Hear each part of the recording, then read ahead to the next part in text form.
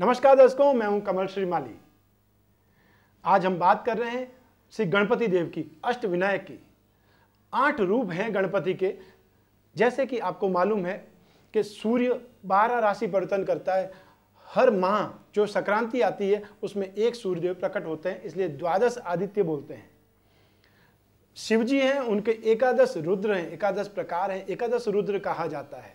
10 महाविद्याएं हैं, अष्ट लक्ष्मी हैं, वैसे ही अष्ट विनायक हैं। गणपति के 8 रूप हैं और उन 8 ही रूप में कुछ न कुछ विशेषता है। हर मनुष्य में शुभ प्रवृत्तियां और अशुभ प्रवृत्तियां दोनों ही होती है।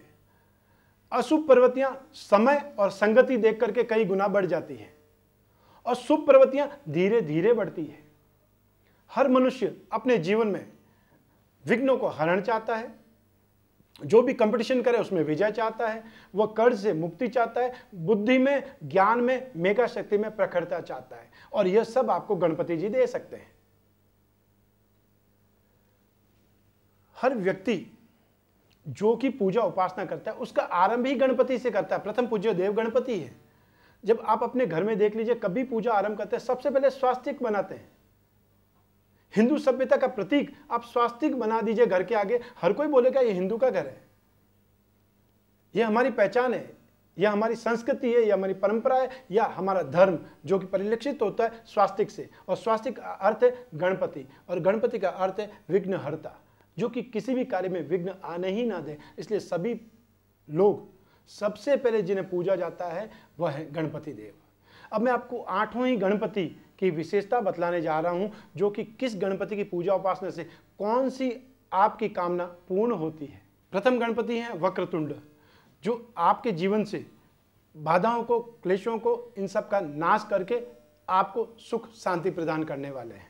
द्वितीय गणपति हैं एकदंत, जो लोभ, मोह, मद, मत्स्य, इन सभी दुष्प्रवृत्तियों का नाश करके आप में सुख प्रवृत्तियां, शुभ प्रवृत्तियां पनपने देते हैं, अर्थात वह उनकी प्रगति आपके जीवन में करवाते हैं। तृतीय गणपति है महोदरा, जो आपके जीवन में सुखी और आनंदपूर्ण जीवन प्रदान करते हैं। चतुर्थ गणपति है गजानंद, जो आपके जीवन में रिद्धि सिद्धि और ऐश्वर्य प्रदान करते हैं। पंचम गणपति है लंबोदर, जो आपके जीवन से क्रोध और अधर्म का नाश करते हैं। षष्ठ गणपति है विकट, जो आपके जीवन से संकटों का नाश करते हैं और शत्रुओं पर विजय प्रदान करवाते हैं। सप्तम गणपति है विघ्नराज, जो विघ्नों का हरण करते हैं और आपके जीवन में शुभ मंगल कार्य पूर्णता प्रदान करते हैं। अष्टविनायक के अष्टम गणपति है धूम्रवर्ण, जो आपके जीवन से दुष्प्रवृत्तियों का नाश कर आपके जीवन में धर्म की प्रवृत्ति का जागरण करते हैं। इस प्रकार 8 गणपति है और 8 ही गणपति आपके जीवन के लिए अनिवार्य हैं। एक गणपति की पूजा कीजिए, उस उद्देश्य की पूर्ति होगी।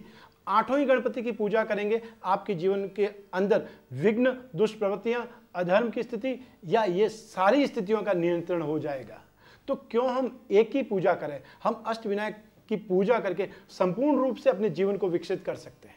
कि यदि आपके जीवन में कोई न कोई बाधाएं निरंतर आ रही है, आप कर्ज में फंसे हुए हैं या कर्ज आपने किसी भी मजबूरीवश लिया है और कर्ज से मुक्त नहीं हो रहे हैं, इस अवस्था में भी अष्टविनायक कवच आपके लिए लाभकारी है। यदि आपको आशंका है कि आपकी संतान दुष्प्रवृत्तियों का शिकार हो रही है या हो सकती है, उनमें आपको कुछ आशंका नजर आती है, ऐसी स्थिति में सावधानी के तौर पर प्रिवेंटेशन के रूप में आप पहले ही उन्हें अष्टविनायक कवच धारण करवा दें, जिससे कि उनमें वह प्रवृत्तियां पनपने ही ना पाए। आज का युग जिसमें कि हम देखते हैं कि जो आप संतान से चाहते हैं उससे ज़्यादा संतान आगे बढ़ रही है, भाग रही है तेजी से, तो हम पहले से ही उन दुष्प्रवृत्तियों पर नियंत्रण प्राप्त कर लें तो अब वो मार्ग से भटकेगी नहीं।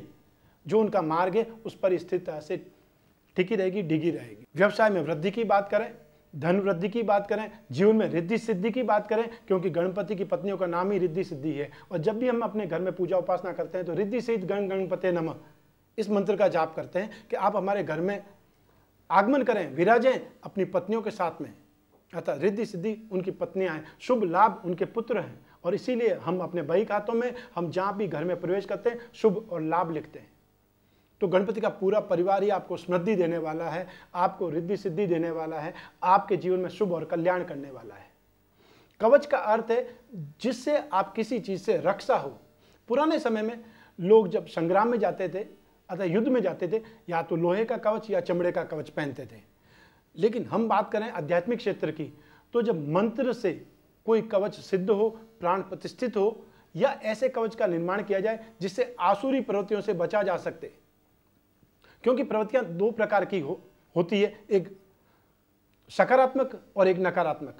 यदि नकारात्मक शक्ति से बचा जाए, आसुरी शक्तियों से बचा जाए, तब क्या होगा, उसके लिए आपको ऐसा कोई कवच धारण करना होगा जिससे कि उन आसुरी शक्तियों से आप बच सकते हैं, उनसे आपकी रक्षा हो, और रक्षा करने वाली वस्तु को आप कवच कहते हैं। और यह कवच सामान्य रूप से न तो किसी दुकान में मिलेगा और न आपको इमीडिएट भेजा जा सकेगा। जब जब विशेष मुहूर्त होंगे, जब जब विशेष वह स्थिति घड़ी आएगी, तब ही हम कवच का निर्माण कर सकते हैं। और कवच का निर्माण भी सिर्फ और सिर्फ आपके लिए ही किया जाएगा जिसके लिए कि कवच बनना है। और उसके लिए आपका नाम, आपके पिता का नाम, आपका गोत्र, और यह सब आवश्यकताएं होती हैं, इन जानकारियों की आवश्यकता होती है संकल्प के रूप में। क्योंकि जिसके लिए कवच का निर्माण होगा उसे ही लाभ प्राप्त होगा। और ऐसा नहीं है कि कवच सिर्फ और सिर्फ कुछ समय के लिए बनाना है, कवच जीवन भर के लिए काम आएगा। जिस प्रकार आप अपने लिए कवच बनाना चाहते हैं तो आप अपना नाम, अपने पिता का नाम और अपना गोत्र बतलाएंगे। और यदि संतान के लिए कवच बनाना चाहते हैं तो संतान का नाम, अपना नाम और अपना गोत्र। यदि कोई विवाहित स्त्री है तब अपना नाम, अपने पति का नाम और ससुराल का गोत्र। और यदि कोई अविवाहित कन्या है तो अपना नाम और अपने पिता का नाम और गोत्र बतलाएगी। मैं चाहता हूं कि आप अपनी संतान को, जो कि शिक्षा ग्रहण कर रही है, और शिक्षा के लिए मैं विशेष रूप से इसमें सफलता देखी है इस कवच में, जो कि बुद्धि में प्रखरता, मेगा शक्ति, स्मरण शक्ति में बहुत ही शुभ और बहुत ही कारगर है। तो आपको अष्टविनायक कवच निर्माण करने के लिए सिर्फ और सिर्फ जोधपुर केंद्र पर यह जानकारी देनी है और आपको अपना कवच घर बैठे प्राप्त होगा। आज बस इतना ही। अष्टविनायक आपके जीवन में शुभ, लाभ, रिद्धि, सिद्धि और सब कुछ शुभ करते चले जाएं। ऐसा ही आपका जीवन मंगलमय हो। इसी के साथ में आज्ञा दीजिए। नमस्कार।